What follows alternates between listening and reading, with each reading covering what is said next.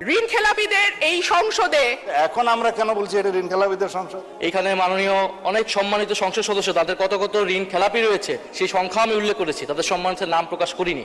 এখানে যারা আছেন কেউ ঋণ খেলাপি না, কেউ কেউ ঋণগ্রস্ত হতে পারে ব্যবসা বাণিজ্য করতে, যে নট ঋণ খেলাপি। এখন যদি সংসদে এতগুলো ঋণ খেলাপি থাকে, তাহলে এই সংসদকে তো ঋণ খেলাপিদের সংসদ বলবে, বা সরকার দলীয় লোকেরা যারা মেজরিটি 2/3 মেজরিটি করেছে তারা ঋণ খেলাপিদের সংসদে নিয়ে এসেছে, এটা সাধারণ মানুষ এটা স্বাভাবিকভাবেই বলবে। যাদেরকে নমিনেশন দেওয়া হয়েছে তাদের মধ্যে কারো কারো বিরুদ্ধে ব্যাংকের মামলা ছিল, অন্যান্য প্রাইভেট পক্ষের মামলা ছিল, সেগুলো ডিসপোজড অফ হয়ে গেছে ইন দ্য হাইকোর্ট। যখন হাইকোর্ট সুপ্রিম কোর্ট থেকে সেটা ডিসপোজড অফ হয়ে যায় এবং তাকে লেজিটিমেট ক্যান্ডিডেট হিসেবে ডিক্লেয়ার করা হয়, সে আর ঋণ খেলাপি নয়। আর আমরা সংসদকে সার্বভৌম বলতেছি, এখন এই সংসদে যদি আমরা ঋণ খেলাপিদের ঋণ খেলাপি বলতে না পারি এই সংসদে, তাহলে মাননীয় স্পিকার আমরা আর কোথায় বলবো? এখানে কেউ ক্লেম করে যে এই সংসদের ঋণগ্রস্তদের ঋণ খেলাপিদেরকে নমিনেশন দেওয়া হয়েছে, কোন লিগ্যাল ইন্টারপ্রিটেশনের ঠিকানা। It's a ডিফেমেটরি statement